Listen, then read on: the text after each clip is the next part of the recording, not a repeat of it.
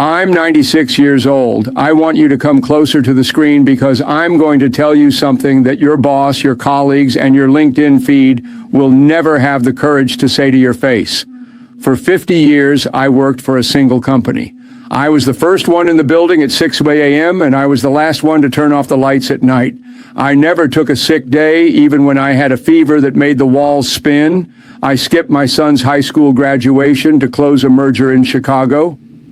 I missed my wife's 40th birthday dinner because a client in California had a crisis that only I could solve. I thought I was building a legacy. I thought I was part of a family.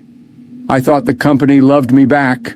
But 5 years ago, after 5 decades of bleeding for a brand, they sent me an automated email on a Friday afternoon. It said my position had been restructured. It said they appreciated my service, but I was no longer needed. They didn't even call me into an office. They didn't even give me a handshake. 50 years of my life were deleted in the time it took to click a mouse. Don't be like me. Don't trade your heartbeat for a paycheck that will stop coming the moment you're no longer a line item on a spreadsheet. I remember when I started back in 1970, I had this wide-eyed belief in the American dream.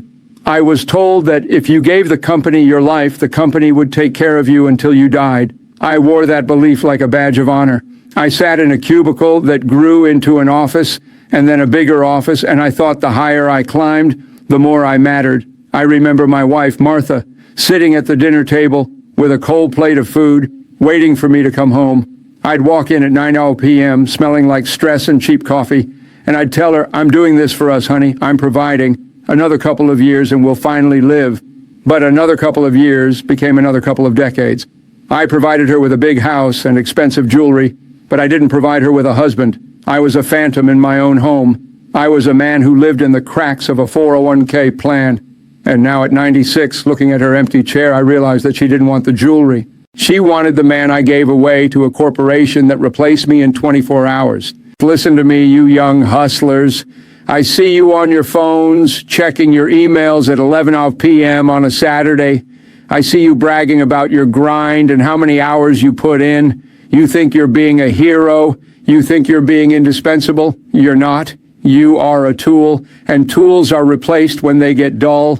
The desk you're sitting at right now, someone else will be sitting there on Monday if you drop dead on Sunday. The reports you're stressing over, they'll be in a trash can in 5 years. But the people you're ignoring, the children who are growing up without you, the parents who are getting older while you're too busy to call, they are the only ones who will remember your name when you're 96. I gave 50 years to a logo. I gave 50 years to a company name that doesn't even exist anymore because it was bought out by another giant that doesn't care about the history of its human resources. I sacrificed the only thing I truly owned, my time, for a dream that turned out to be a hall of mirrors. I remember my son, David. He wanted to play catch in the yard one summer evening in 1982. I told him, "Not now, son. I've got to finish this proposal. It's a big one." I can still see the way his shoulders slumped as he walked away with his glove. I told myself I was a good father because I was earning the money for his college fund. I thought money was the language of love. It's not. Time is the only language that matters. I earned enough for his college, sure. He went to a great school. He became a successful man, but he also learned how to live without a father. Now, when I call him, he's too busy to talk. He's at the office. He's closing a deal. He's doing exactly what I taught him to do. He's chasing the horizon, and I'm just a ghost in his past. I succeeded in my career, and I failed in my life. I have a shelf full of plaques and Employee of the Year trophies. And do you know what they do? They sit there and collect dust. They don't ask me how I'm feeling. They don't bring me a glass of water when I'm thirsty. They are cold, hollow symbols of the time I stole from my family. You think you have time. That's the greatest lie the world ever told you. You think you'll start living after the next promotion, after the kids are out of the house, after you hit a certain number in your bank account. But the horizon is a ghost. It moves away from you as you run toward it. I spent 80 years waiting for one day. I thought that at the end of the road there would be a big prize, a moment where I could finally sit back and be happy. But the prize was a pink slip in a lonely house. The one day never came, because I was too busy building someone else's empire to notice that my own was falling apart. Your company is a cold, calculated entity. It doesn't have a soul. It doesn't have a memory. It will forget you the moment it's profitable to do so. But your soul remembers every sunset you missed. It remembers every hug you didn't give. It remembers the weight of the silence at the end of your life. I see you kids with your mental health days and your work-life balance talks. You're on the right track, but you're still too scared to actually walk away. You're still worried about what the market thinks of you. Listen to a man who has outlived the market 5 times over. The market doesn't care about you. If you died tonight, your boss would have your job posting on the internet before your body was cold. They'd have an in memoriam lunch that lasted 45 minutes, and then they'd get back to the Q3 projections. That is the brutal reality of the world you're bleeding for. Don't give your life to an institution that views you as a unit of production. Be a person, be a husband, be a wife, be a friend. Be the person who stays at the dinner table until the candles burn out. Be the person who knows the names of the birds in the backyard. Because when you're 96, you won't remember the spreadsheets, but you will remember the sound of the rain and the feel of someone's hand in yours. I remember the day I was replaced. I walked into the office to pack my boxes, and a young man in his 20s was already sitting at my desk. He was wearing a sharp suit and a smile that looked just like mine did 40 years ago. He looked at me with a mix of pity and impatience. I was just an old man in the way of his progress. I saw my whole life in that moment. I saw the 50 years I had spent at that very desk, the coffee rings, the late nights, the stress. And I realized that the desk didn't belong to me. It never did. I was just a ghost sitting in a chair, keeping it warm for the next ghost. I walked out of that building with 2 boxes and a heart that felt like it was made of lead. I drove home, and for the first time in 50 years, I didn't have anywhere to be. I sat in my car and I cried.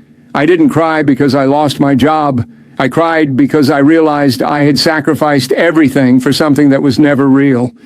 I had given my youth, my health, and my family to a ghost. Don't be a ghost. Stop letting the world tell you that your value is tied to your productivity. You are valuable because you are alive.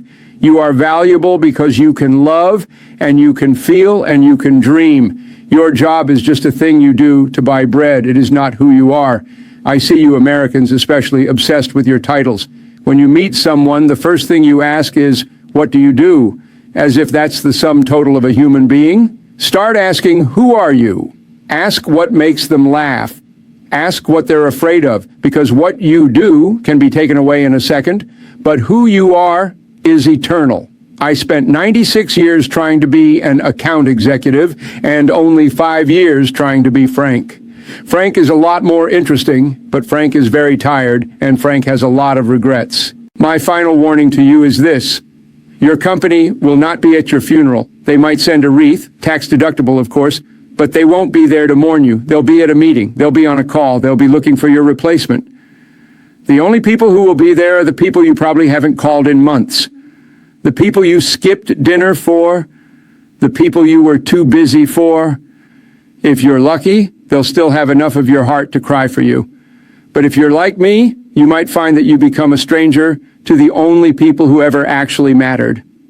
I am 96 years old, and I am the loneliest successful man you will ever meet. Don't make my mistake. Put down the phone, close the laptop, go home, hug your kids, kiss your spouse, tell your boss that urgent doesn't mean important, because the only thing that's truly urgent is the time you have left on this earth, and it's running out faster than you think. I'm still here, and I'm still smiling sometimes, but it's a heavy smile. It's a smile that knows the cost of every medal on the shelf. I finally chose joy, but I chose it far too late. I spend my days now sitting in the park, watching the people rush by with their briefcases and their worried faces, and I want to grab them and tell them to stop. I want to tell them that the sky is blue and the sun is warm and the people they love won't be here forever, but they're too busy to listen. They have a deadline. They have a meeting. They're chasing the ghost. Don't be one of them. Be a human. Drop the load before it breaks your back. I gave 50 years to a company that replaced me in a day. But I'm spending my last days trying to reclaim the soul I almost lost. Thank God for one more day. What will you do with yours? Go live for me, for you, for the people who love you. Because that, my friend, is the only American dream worth having. Goodbye.